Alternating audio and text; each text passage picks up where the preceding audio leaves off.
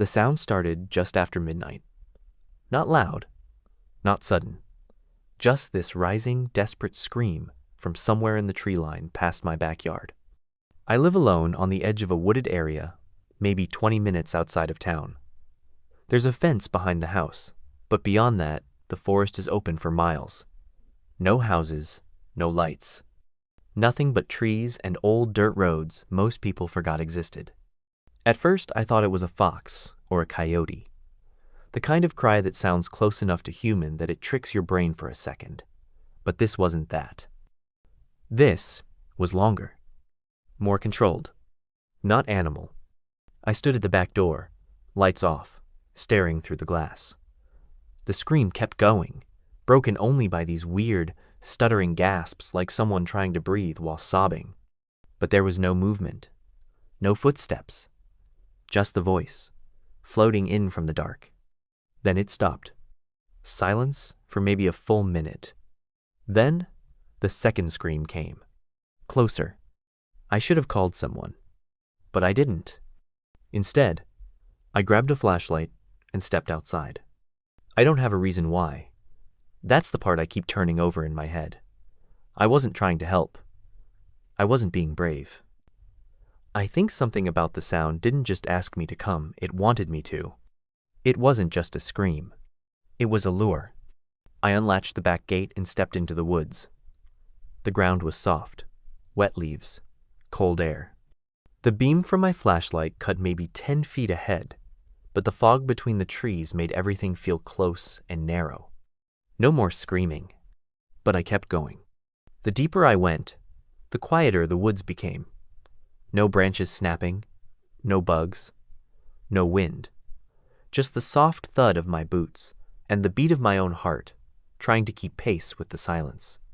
Then, the third scream came, farther away again. But this time, I could tell it hadn't moved. I had. It sounded like it came from behind me now. Like I'd already passed it. I spun around. Light caught nothing but trunks and fog. My breath came shorter now.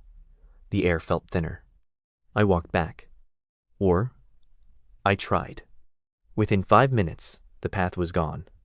No familiar trees, no fence, just more of the same tight corridor of bark and mist, with no depth and no obvious end.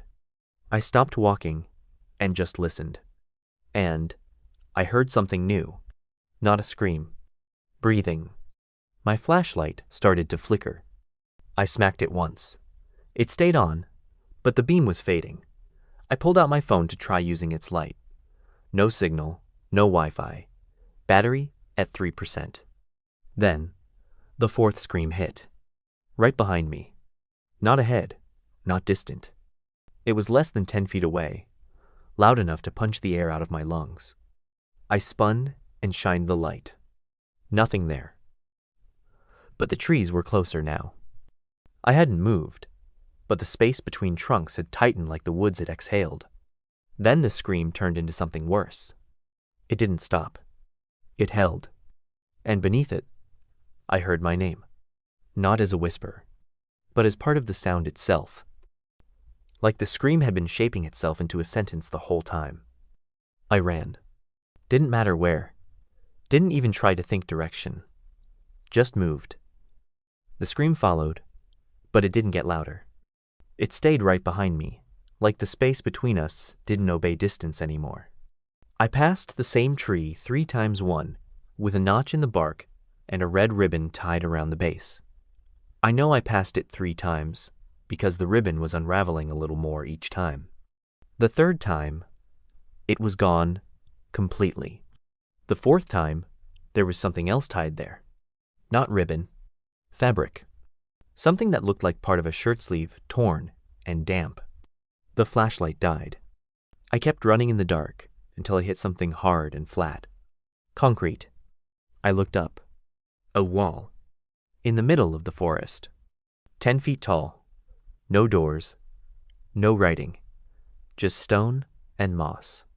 I stepped along it, one hand trailing the surface. After about 20 paces, I found an opening. A narrow doorway. No door.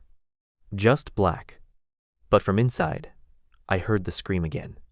Softer now, not urgent, welcoming. And layered beneath it, I heard something else for the first time. More than one voice. I stood at the threshold of the stone doorway for a long time. The screaming had changed, softer, pulled back like it was echoing from somewhere, deeper inside the structure, woven into the walls. But I could still hear my name in it, not repeated, just present, like the scream had learned the shape of me and wouldn't forget it now. I stepped through. The flashlight was dead, and my phone had shut off, so I walked blind at first, one hand against the cold stone. The floor was dry and flat, unnaturally so, like it had been smoothed with purpose.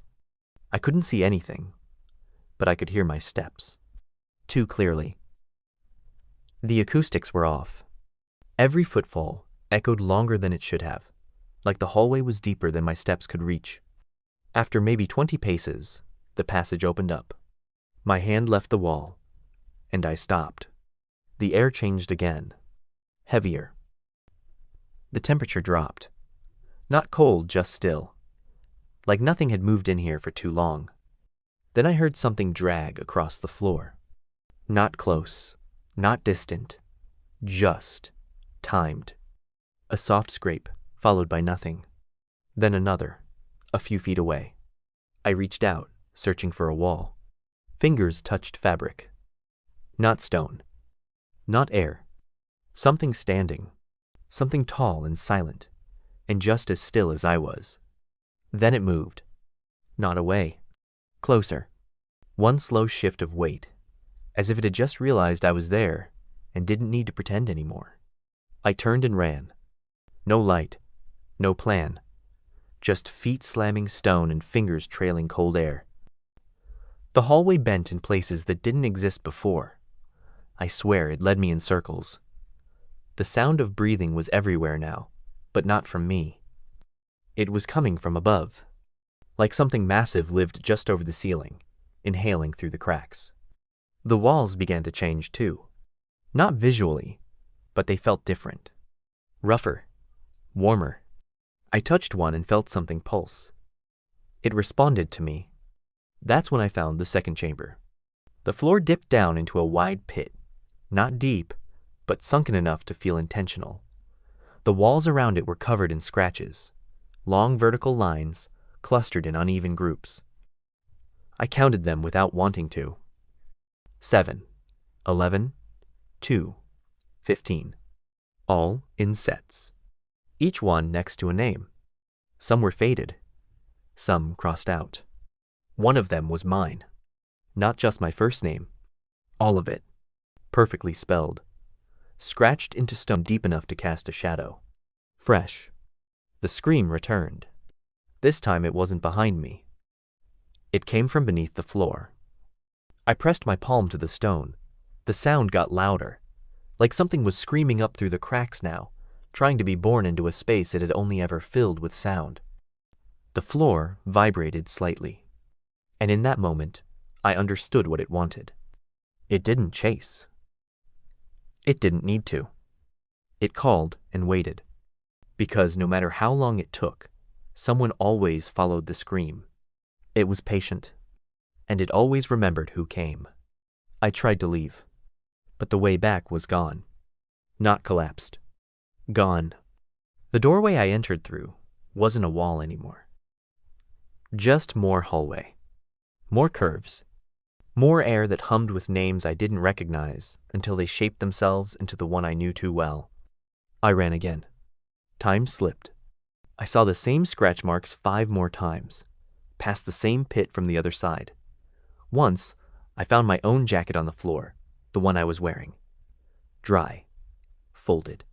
Left carefully, beside a circle of salt that hadn't been disturbed in a long time. I think I've been here before. Not tonight. Before, because this doesn't feel like the woods anymore. It feels like underneath. Under time. Under land. Under places we forget how to leave. And now I understand why the scream felt familiar when I first heard it. Because it wasn't asking for help. It was asking me to remember.